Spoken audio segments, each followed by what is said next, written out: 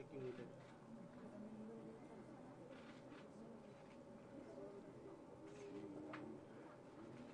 So gee, there's lots of It's like a World Cup, yeah. television. It's like Eric from Eskom. This is like It's no, this is like the World Cup. And Yeah, can you come quickly? Yeah. Waiting for that. Yeah. So, all right. Sure. shouldn't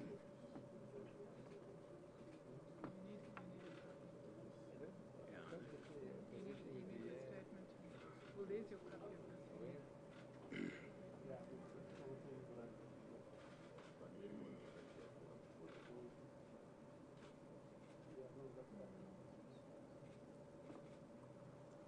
They're just coming back. yes, they're going to give them. Yeah, we did. Let's do it.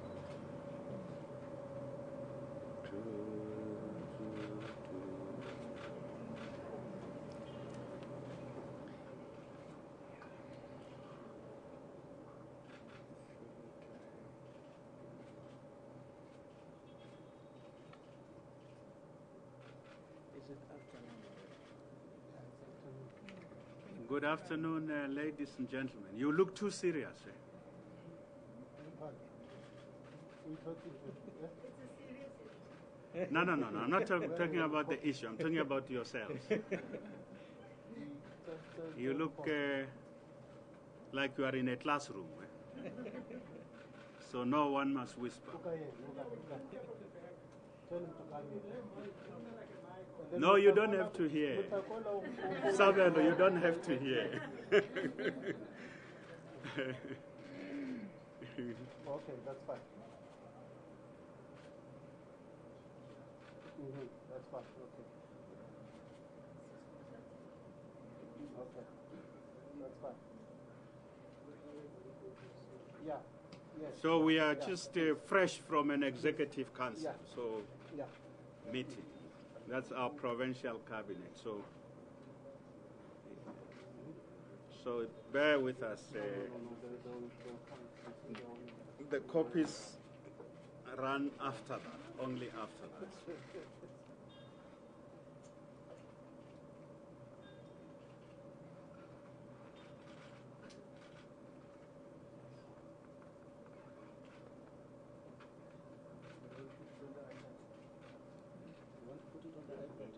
Yeah, send it to me so I can.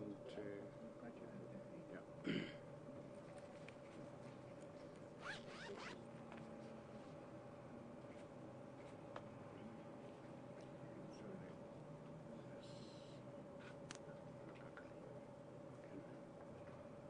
Let's put it here.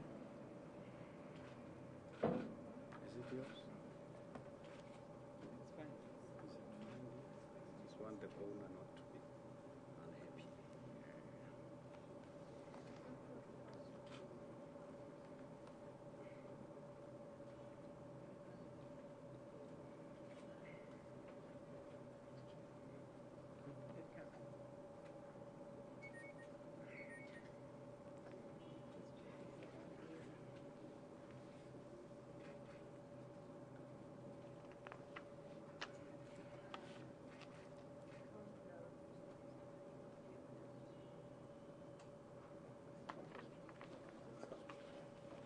Okay. Yeah. That's fine. All right. All right, ladies and gentlemen, we are almost ready. In a few seconds, the Premier will speak to you. As we said in the advisory, the Executive Council met today to further look at the recommendations and the report and recommendations of the advisory panel on the GP, on the impact, socio-economic impact of the GPs and the e-calls. The Premier will speak to you about the outcomes of the meeting. And as we also promised, we will be releasing the report to the public. The Premier will speak to you now. Over to you, Mr. Premier. Thank you very much, Acting DG and spokesperson of the Gauteng Provincial Government. Firstly, let me apologize that you are waiting for us. As I said, we just came straight from the Gauteng Provincial Executive Council. I'm going to take you through the statement. On the 30th of November 2014, as the Premier of Gauteng Province, I received the report of the Advisory Council, the Advisory Panel on the socio-economic impact of the Gauteng Freeway Improvement Project and the e-tolls. I tabled the report to the Executive Council meeting on the 8th of December 2014. The Executive Council mandated me to undertake initial briefings to the national government and affected municipalities on the findings and recommendations of the advisory panel prior to the release of the report to the public, as we said then, in early 2015. The Provincial Executive Council met today on the 15th of January 2015 to receive feedback on the outcome of the briefing sessions that I held with national government and our local government mayors, particularly from the metros, the 3 metros, which are affected by GFIP. And EXCO also considered what the final process should be on the findings and recommendations of the panel. EXCO is the Executive Council. The advisory panel was established in July to conduct comprehensive socio-economic impact assessment on the Gauteng Freeway Improvement Project and the e-tolls in particular. The establishment of this panel was a direct response to the public outcry on the e-tolls. In line with its mandate, the panel conducted thorough consultations with stakeholders, held public meetings in communities, and commissioned research, and also convened roundtable discussions with experts on matters of transport, the economy, and the environment. Various organized formations and members of the public made written and oral submissions on how they are impacted by the Gauteng Freeway Improvement Project and the e-tolls in particular. They also proposed wide-ranging solutions to the problems that they identified. So we are able to share with you what the key findings, the primary findings of the report are, and then we will also say something regarding the recommendations.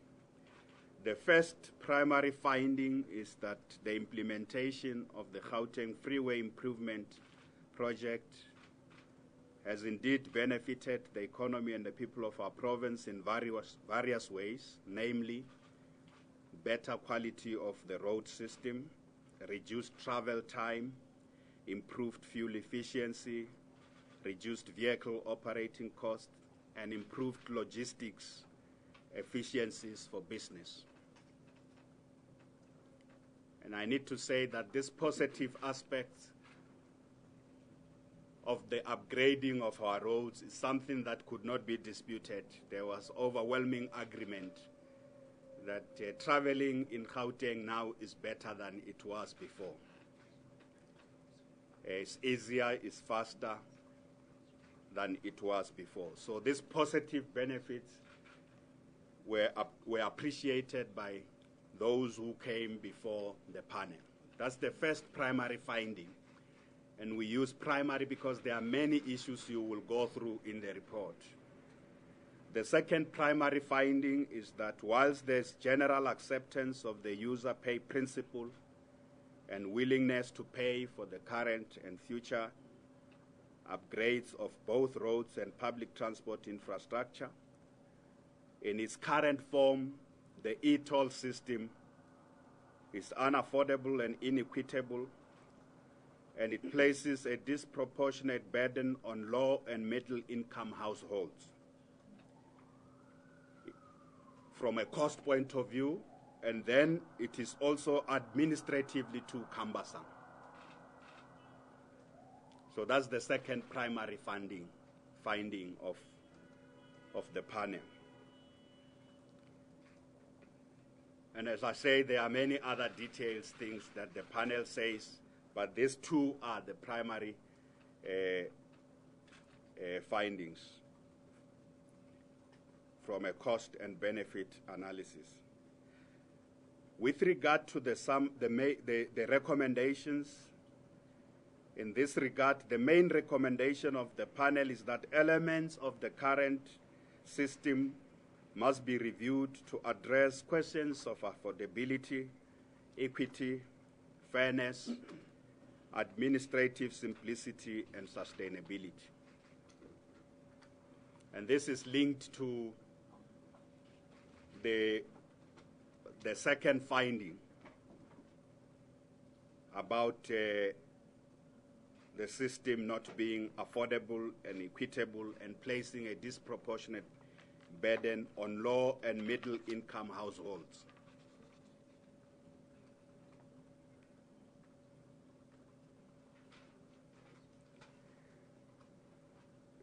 So that's the primary recommendation. The panel has made more than 50 other recommendations, very detailed. In fact, it's almost 60 other recommendations, but a lot of those recommendations will flow from the observations that come from this finding. So, therefore, the primary recommendation is that the current system must be reviewed. You remember it was an impact assessment, and then there are negative, positive, but also negative impact that have a bearing on issues of equity, sustainability, affordability,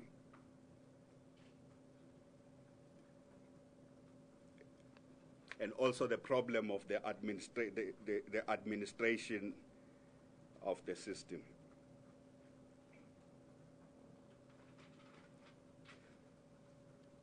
So the more than 50 recommendations deal extensively with issues of public transport in Gauteng, a province that is unique, that is compact, but also a province that has inherited the spatial legacy of apartheid, where you have people who live in the core of our economy and others who live in the periphery.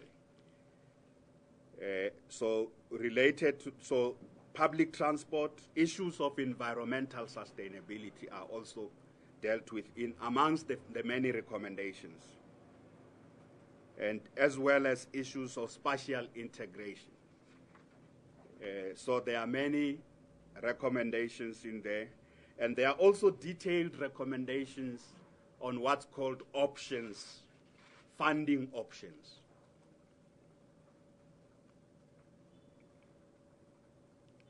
And I just want to, coming out of the overall report, there's overall agreement that the key issue is not whether to fund our roads. The key issue is not the user pay principle. Whilst those are supported, the key issue is that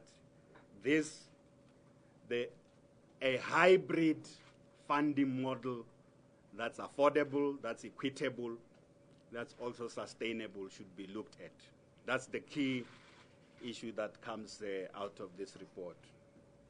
And that this hybrid funding model should have different revenue streams. And I'm going to explain now what is the way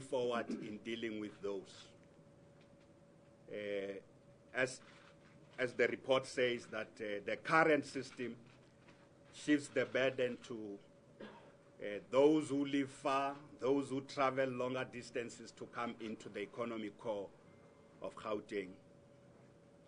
And those would largely also be low income and middle income households,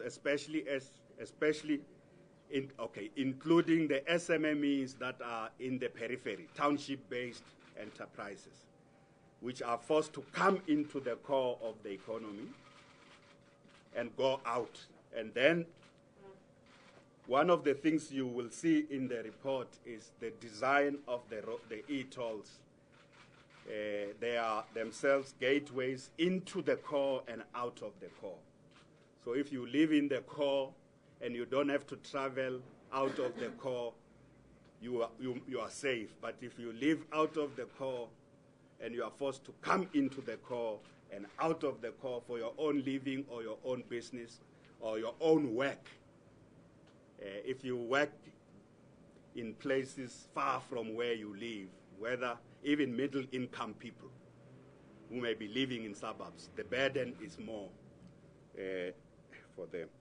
I took a little bit to explain to you this part so that when you get the big document, there's a set of diagrams that are key that show who's inside and who is outside and who is more negatively impacted and who may be positively impacted by this. What is the way forward? The provincial government is already working with national government and the 3 metros, what we call the affected municipalities, the 3 metros, Johannesburg, Tshwane and Ekurhuleni, to consider all the recommendations and their full implications. So we are already working together. I started the consultation in December as mandated by the executive to consider all the recommendations and their full implications, including the best funding model for the current roads that have been upgraded. That's the Gauteng Freeway improvement, the current one, as well as future investments in public transport infrastructure and new roads. One thing that you will get in the report is that our roads, even with the current upgrading, they are also getting clogged again. So soon we will get to a point where the benefits of free movement and faster movement are already getting outweighed, even with the current system.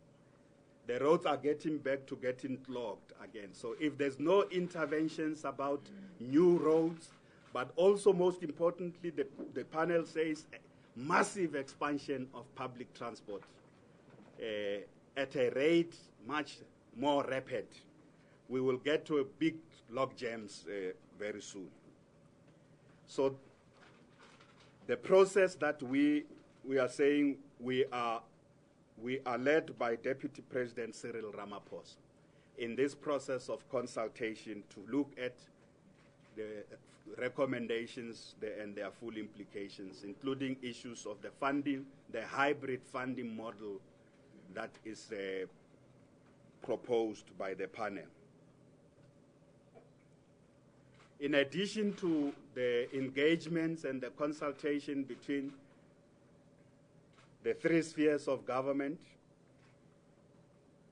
in keeping with the commitment to consult the people of our province on matters that affect them, as the Premier, I will convene a consultative meeting in February where we will look. That's why we are releasing the report, to give constituencies, stakeholders that made submissions a chance to look at the report. But we will meet with them in February to look at the recommendations and their full implications, including discussing with them the best funding model. Because these things are proposed, they are wide-ranging, they are in here. One of the important things that has to be understood is that we can easily sit as government now and make a decision. But both as the provincial government and something that's also understood by our national government, we take the view that we must take, every next step must be with the people of Gauteng. Every next step must be with the people of Gauteng on every issue. So that's why we will convene a consultative meeting. Instead of sitting here to announce what our decisions are on every aspect, we are now looking at the funding model. We are modeling every proposal that was raised during the hearings is now being quantified, as well as those that may be negative. Can the negative side be mitigated? Those that to enhance our capacity to raise revenue. So this will be finalized in February, but we are working together with national government, and in the province we are consulting with the stakeholders to find common ground and a common solution that is sustainable, affordable, and equitable. Having concluded this consultation process, so there will be an announcement made by government thereafter. And we emphasize government here because we are working together with national government and municipalities on this. So government will make an announcement immediately after concluding this consultation process. Many of you will have a chance to look at the report, but as the provincial government in Gauteng province, we commend the work that was done by the panel. It was not an easy job, an easy exercise to undertake in 5 months and conclude. We are confident that this work will contribute enormously to improving the quality of governance in Gauteng province. And let me just explain the quality of governance. Setting the issues of the funding aside, one of the key issues the panel raised is that democracy is not a waste of time. One of the important things the panel raises is that democracy is never a waste of time. And the problem of democracy requires democracy to solve. So the panel raised that issue with us, that whatever next step, whatever decisions, because we will make the final decisions on all these issues. The panel said it's important that even on those, we consult with the people of our province, and that's why we will convene a consultative session on these issues. The council also thanks, that's the executive council, also thanks the people of Gauteng for their positive contribution to the work of the panel. We can't thank the people more. They cooperated. Different sectors put forward their views, and those views would be in the long recommendations that are put there. A lot of them, these views would also have been at odds because people don't share same views on different issues. We thank the people of our province for their cooperation. And we are therefore releasing the report today, as we promised that we will do so early in the new year. We are ready to take any questions, and on the details you will have time to go through those details. Thank you. Okay. All right. Thanks, Premier. All right. Let's take questions. Please just identify yourself. We will be giving you the report in a disc. So, because you know all of you have use technology, you'll be able to read it. We didn't want to contribute to environmental degradation by printing, using more paper. Okay, let's start with you. Hi, Premier. My name is Pagamini Sudi from ENCA. I'd just like to ask that I understand that there's this consultative process that you're now embarking on. My question to you, sir, is while this process is going on, should the people of Gauteng continue to pay their e-tolls? That's the first question. And the other question I'd like Ask one question, we'll come back to you. The problem is that when we ask many, then you will forget the other. When we answer, we tend to focus on one. So, Premier, we can answer that. My answer is the same I gave immediately after the State of the Province address and during the State of the Province address. As we are finding appropriate responses to the concerns that have been raised, and now they've been determined. The panel has determined that these concerns are legitimate. My advice would be that the people must continue to pay as we find the lasting solution. That is my advice. I wouldn't advise otherwise. Mazukile from Power FM. I'd just like to find out, Premier, just what are these alternative funding models? Can you at least give us some kind of idea what it is that the panel has recommended? No second question? Okay. No, it's one at a time. So You will. do we have those 15 recommendations?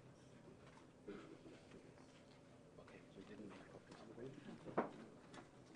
We're actually going to give you a list of the detailed recommendations, which will tell you what those options are. But the Premier can answer you quickly now. Okay, you will see when you go through the report that what is being raised there is that the hybrid funding model must still consist of contributions by car users. So you and I contributing. So if I have a car, I must still contribute. There are various details there that are being explored, including a flat rate, determining what the panel calls a more affordable, much more affordable flat rate that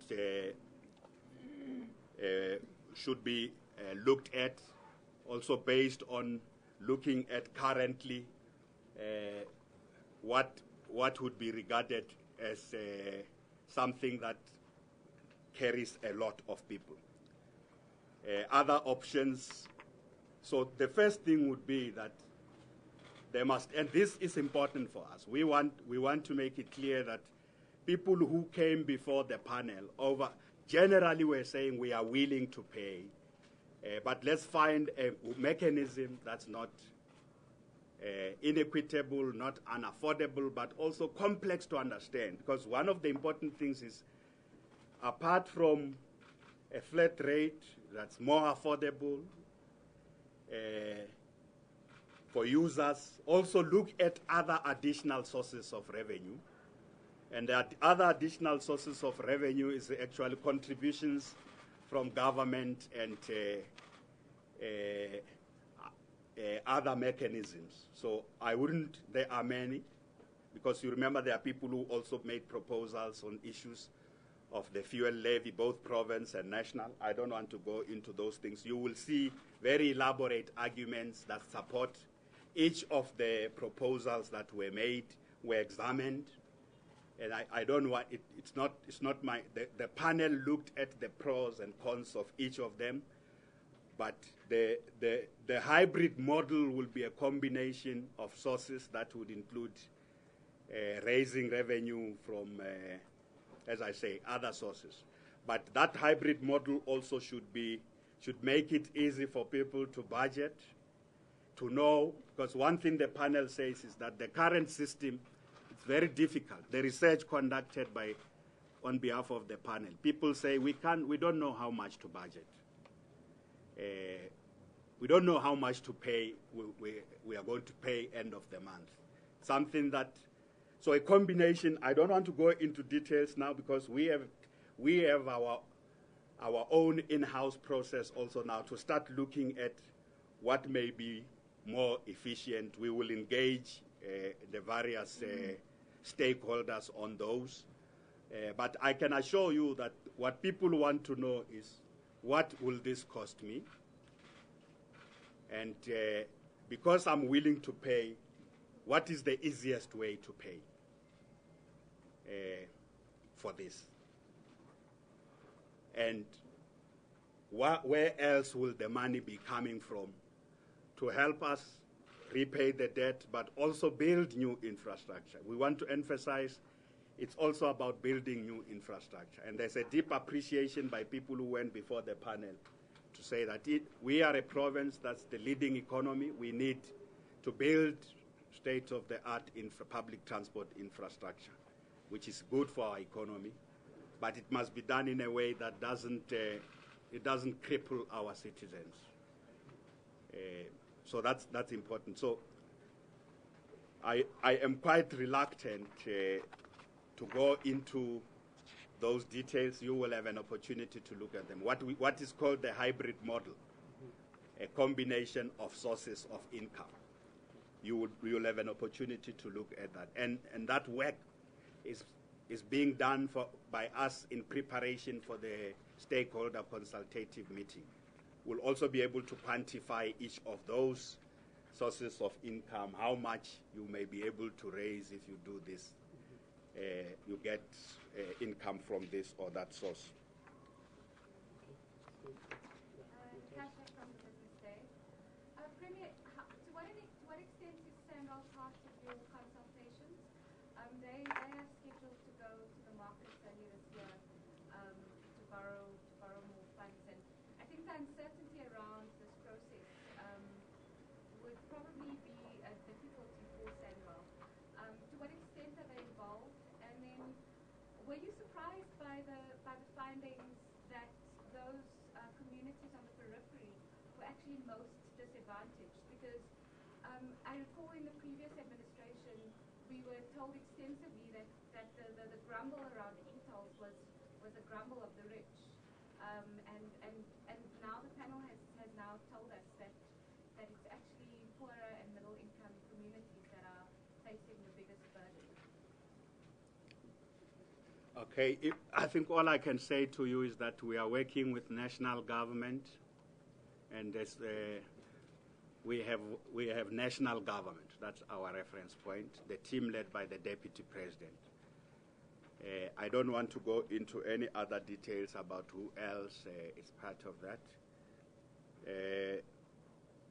You know, when you set up a team like this, you do so with an open mind. I think what you will see in that map is that the spatial geography of apartheid will continue to have long-term impact on everything we do. So unless we take very decisive action to transform the apartheid landscape, what we have inherited as the spatial landscape of apartheid, every other policy intervention we make is going to keep going back to this question. That's why Natasha, in our program of this fifth administration, what we call transformation, modernization, and reindustrialization pillars, the 10 pillars, one of those 10 pillars is decisive spatial transformation. And the other is the modernization of public transport, and they have a direct relationship. The other one, modernization of human settlements, which also has a direct relationship to spatial transformation and public transport. To locate most of our people must be located closer to where they work. So where they live, we must build new human settlements in areas that are also, we must activate economic activity in every part of the province, because otherwise for the next 30 years, we will still be caught up in the same framework. If you say to me, am I surprised? I wouldn't be surprised that understanding the spatial design of Gauteng province, that people who are on the periphery, who are compelled to come into the core all the time, and who earn less quite often but spend more on commuting. Those, unless we do something, that is going to be a much longer legacy. And we are very determined to address those issues in various combination of policy interventions. We want to build new cities that have vibrant economic nodes closer to where the majority of the people of our province live. More than 80% or so of the population of Gauteng live in the periphery. Black, colored, Indian, and indeed there would also be whites who live in the periphery. Middle class, some live in the core, others live in the periphery as well, regardless of color there. So we want to address these fundamental issues. And it is not going to be easy, but we are determined to do so. That's why the central question is not only the current GFIP, the current roads. It is also about the public transport infrastructure and road networks that connect our people wherever they are. And as I say, economic and logistics nodes that create more employment for our people where they are. On the township economy intervention is also a critical element of that to try and improve the vibrancy of the township economy so that the township people are not forced to always come into the core themselves for survival, for their own business in that way. This is a detailed issue that we will deal with again during the State of the Province address. We will say what are we now going to do since the last State of the Province address? Where are we building new cities? Where are the new economic nodes? But you won't address this by one intervention. But we do need an intervention now with regard to the current system of e-tolls. But it must be accompanied by many other comprehensive interventions. Take the mic. How confident are you that the recommendations of the panel will be accepted by national policymakers, especially given that there was initial reluctance from the Department of Transport, Sandra, etc., to participate in the process? How confident are you that the recommendations will be accepted? Okay, I've said to you we are working together. So if you want to measure the level of my confidence in working together, all I can say to you is that we are working together. My confidence just derives from working together, we will do better.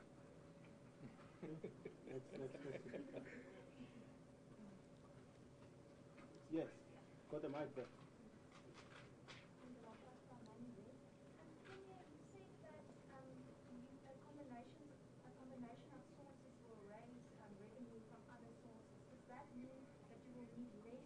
Money from road users and potentially that lower and middle income people would be paying a lower fee in future potentially?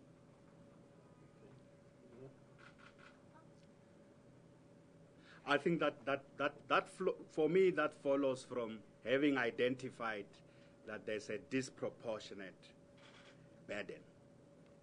The only intervention going forward, the recommendations are made that you need a more affordable flat rate. Because what we also want to say to the people of Gauteng is that we can't have it's not sustainable that some people pay and others don't pay. It's not sustainable. That's why we need an affordable flat rate, whatever that will be, to ensure that all our the users of our roads must be able to contribute. You know the problem now is that you have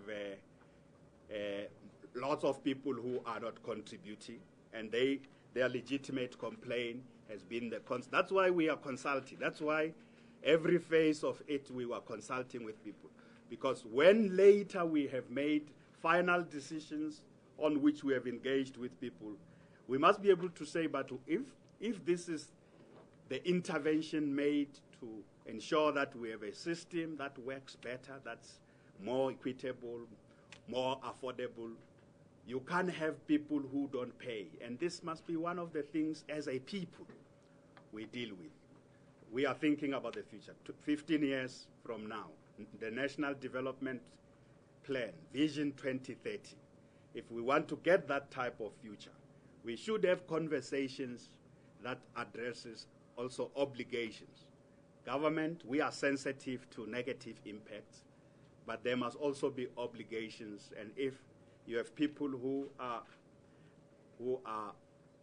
paying something unaffordable, what you do with those who are not paying has to be a conversation. We are building a country, and I must hasten to say we are building a province that must continue to be the dynamic hub of our country's economy. We are looking into the future, not just today.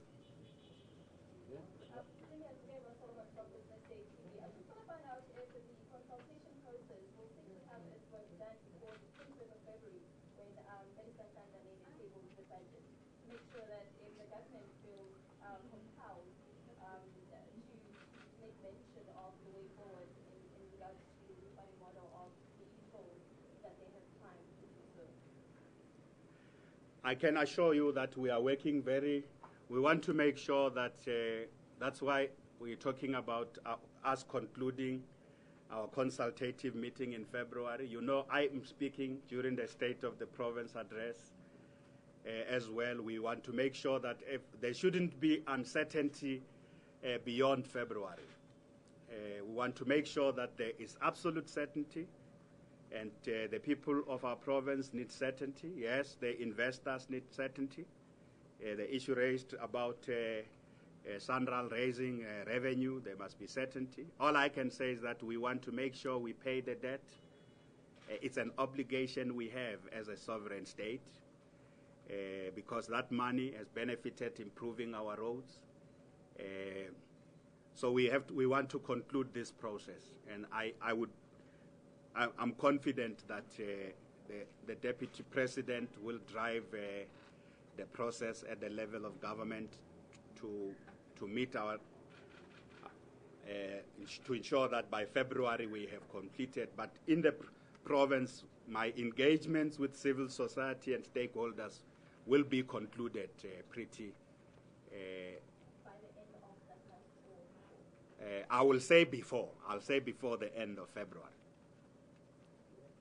I don't want to talk about budget issues because those are national issues.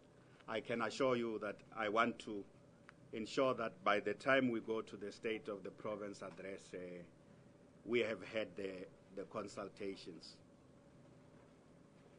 Okay, thank you. Clement from AN7. Premier, I just want some clarity on the consultations that are going to happen moving forward from this point. Are you going to have with the different stakeholders that have already made the submissions, and how feasible is it that you'll be able to conclude those consultations in a month or two when initially the panel had taken about 4 months to conclude? And is the Deputy President going to be involved in those consultations? No.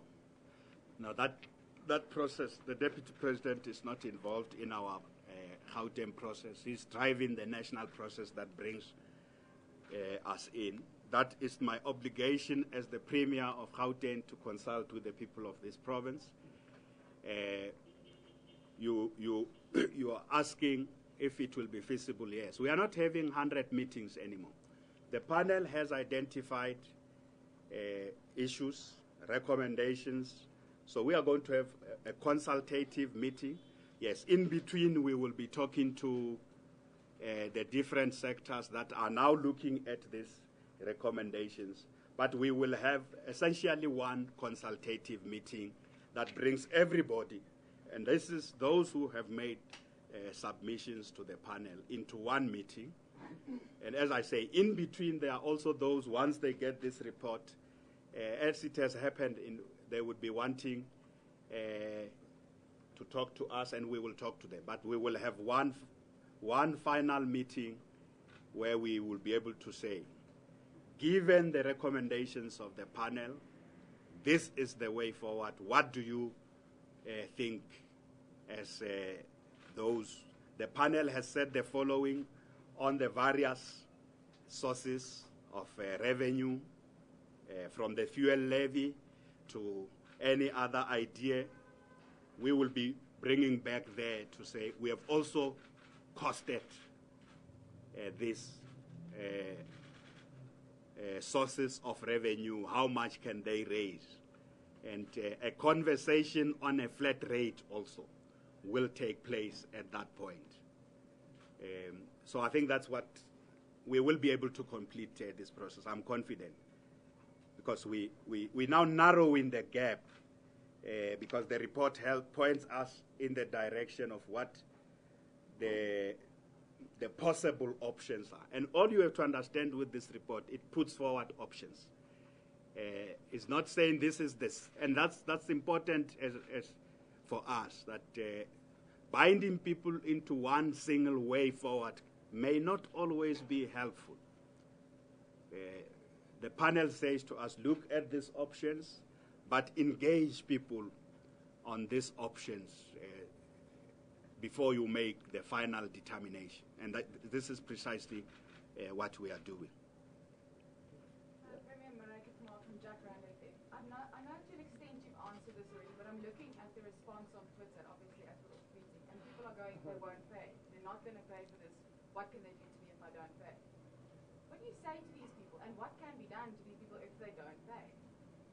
We have released the report. We are now engaging, which will culminate in a conversation. I don't want to respond to what you are saying people are saying. I think many people who came to make submissions before the panel, they emphasize that we are willing to pay. And we take that as an important thing. We are willing to pay. We take that as an important act of goodwill. We want to build on an act of goodwill. Okay, I think we're going to take the last two. Let's start with you. Oh, you don't, okay. Basukida again from Power FM. I'm just interested to know if you can share what will happen to the gantries should this hybrid funding model be implemented. Would they just become white elephants on our freeways, or are there suggestions on what to do with the system itself, or the physical infrastructure? I think you are jumping the gun. Let's wait. Let's wait until the model is decided upon. Then we can talk, because you see, these are things that are still being considered. So let's wait until we get to that time. Okay, I think that was the last one. Thank you very much. But what I can assure her is that it can never be wasted investment. I can assure you. It can never be white elephant. They are very useful, and the panel looks at some of the things as part of intelligent transport systems. They are already very useful. Apart from the issues of concern that people think about when they help with they are very useful. The MEC of Transport can say something about that for you to understand. It can never be wasted investment, whatever is decided. All right. Last one.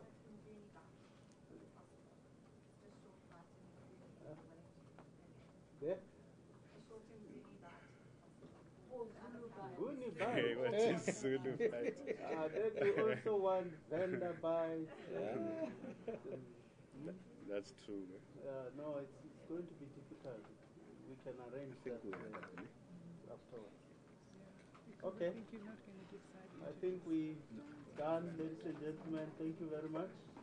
You do have the disc, I hope. Is the disc in there? They're not disc. No, we'll make sure you have the disc. And the report is on the website. When is it? Let's We have check. given the disc. Check. You can't give this. Because no. Let's not give this. I think we gave them. I think it's on already.